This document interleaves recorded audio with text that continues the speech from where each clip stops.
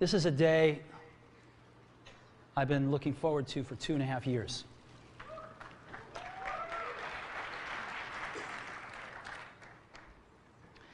Every once in a while, a revolutionary product comes along that changes everything. And Apple has been, well, first of all, one's very fortunate if you get to work on just one of these in your career. Apple's been very fortunate. It's been able to introduce a few of these into the world. In 1984, we introduced the Macintosh. It didn't just change Apple, it changed the whole computer industry.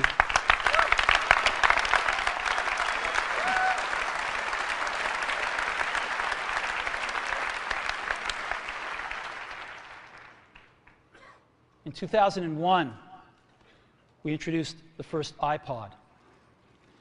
And it didn't just change the way we all listen to music. It changed the entire music industry. Well, today, we're introducing 3 revolutionary products of this class. The first one is a widescreen iPod with touch controls.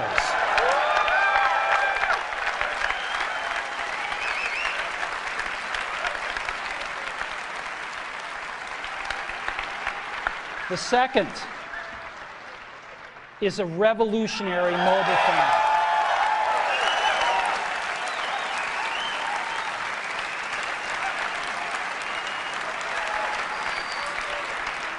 And the third is a breakthrough internet communications device. So, 3 things: a widescreen iPod with touch controls, a revolutionary mobile phone, and a breakthrough internet communications device. An iPod, a phone, and an internet communicator. An iPod, a phone. Are you getting it? These are not 3 separate devices. This is one device. And we are calling it iPhone. Today, Apple is going to reinvent the phone. And here it is.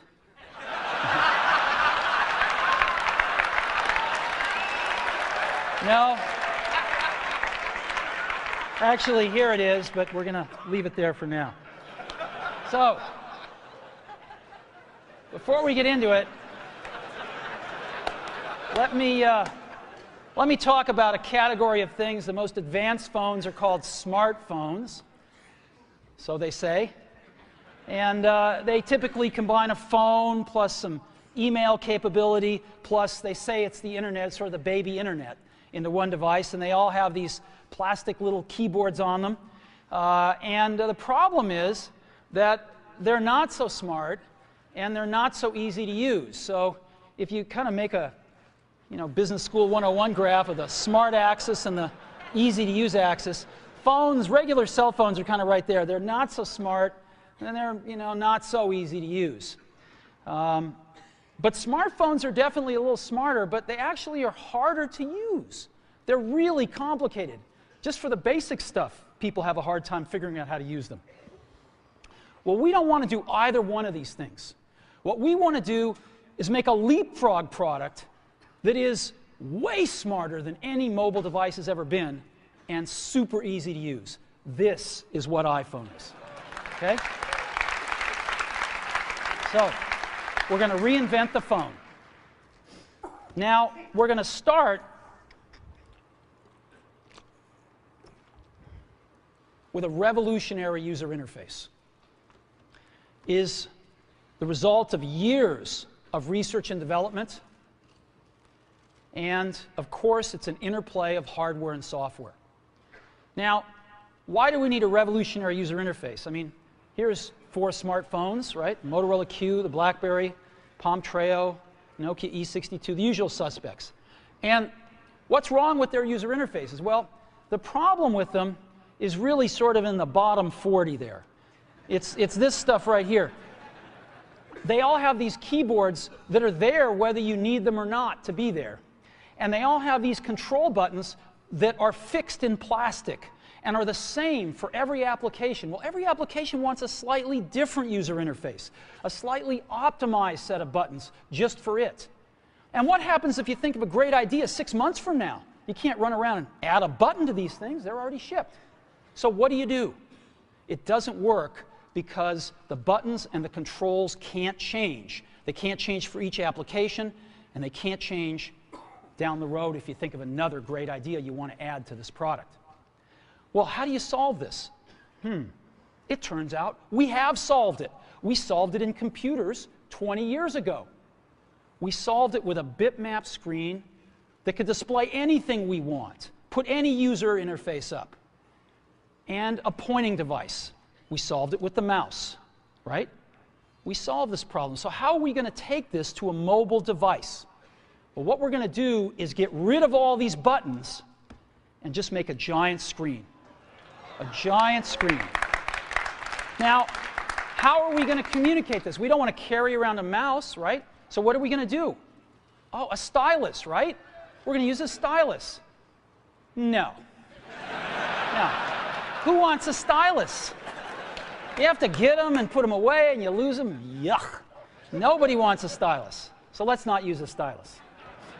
We're going to use the best pointing device in the world. We're going to use a pointing device that we're all born with. We're born with 10 of them. We're going to use our fingers. We're going to touch this with our fingers. And we have invented a new technology called multi-touch, which is phenomenal. It works like magic. You don't need a stylus. It's far more accurate than any touch display that's ever been shipped. It ignores unintended touches. It's super smart. You can do multi-finger gestures on it. And boy, have we patented it.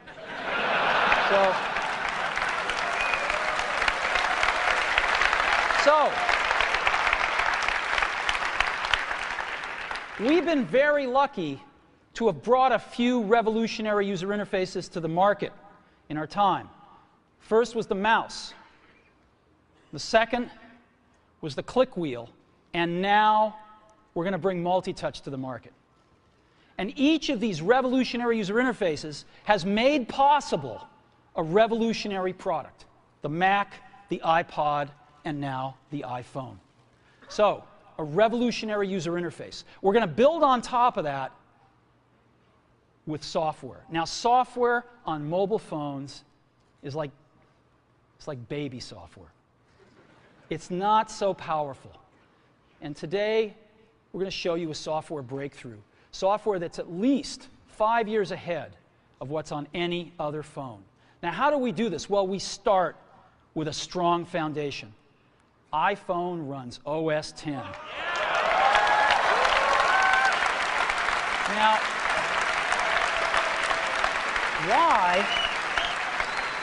why would we want to run such a sophisticated operating system on a mobile device? Well, because it's got everything we need. It's got multitasking. It's got the best networking.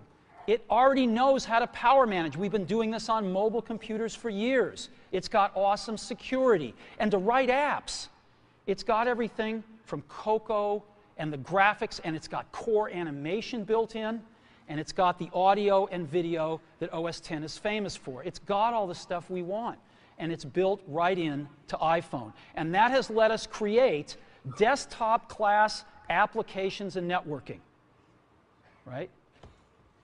Not the crippled stuff that you find on most phones. This is real desktop-class applications. Now, you know, one of the pioneers of our industry, Alan Kay, has had a lot of great quotes throughout the years. And I ran across one of them recently that explains how we look at this, explains why we go about doing things the way we do, because we love software. And here's the quote: people who are really serious about software should make their own hardware. You know? Alan said this 30 years ago, and this is how we feel about it. And so we're bringing breakthrough software to a mobile device for the first time. It's 5 years ahead of anything on any other phone. The second thing we're doing is we're learning from the iPod, syncing with iTunes. You know, we're going to ship our 100 millionth iPod this year, and that's tens of millions of people that know how to sync these devices with their PCs or Mac and sync all of their media right onto their iPod, right? So you just drop your iPod in, and it automatically syncs. You're going to do the same thing with iPhone. It automatically syncs to your PC or Mac right through iTunes. And iTunes is going to sync all your media onto your iPhone, your music, your audiobooks, podcasts, movies, TV shows, music videos, but it also syncs a ton of data. Your contacts, your calendars, and your photos, which you can get on your iPod today, your notes, your bookmarks from your web browser, your email accounts, your whole email setup, all that stuff can be moved over to iPhone completely automatically. It's really nice. And we do it through iTunes.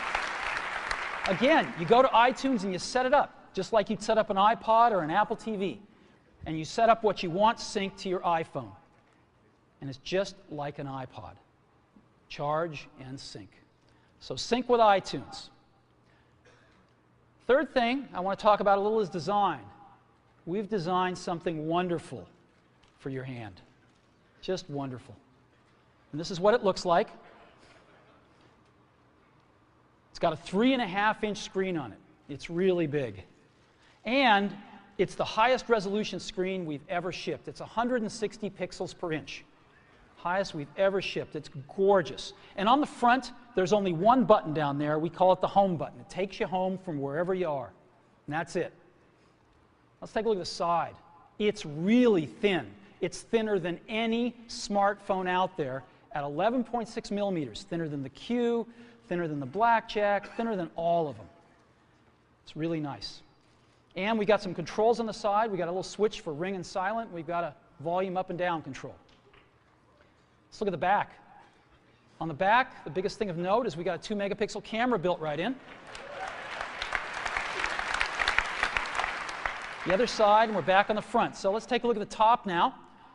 We've got a headset jack, 3.5 millimeter. All your iPod headphones fit right in. We've got a little tray for your SIM card. And we've got one switch for sleep and wake. Just push it to go to sleep, push it to wake up. Let's take a look at the bottom. We've got a speaker, we've got a microphone, and we've got our 30-pin iPod connector. So that's the bottom. Now, we've also got some stuff you can't see. We've got 3 really advanced sensors built into this phone. The first one is a proximity sensor.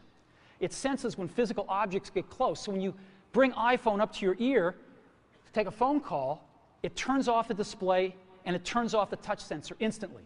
Well, why do you want to do that? Well, 1, to save battery, but 2, so you don't get spurious inputs from your face into the touch screen. Just automatically turns them off, take it away, boom, it's back on. So it's got a proximity sensor built in. It's got an ambient light sensor as well. We sense the ambient lighting conditions and adjust the brightness of the display to match the ambient lighting conditions. Again, better user experience, saves power. And the third thing we've got is an accelerometer, so that we can tell when you switch from portrait to landscape.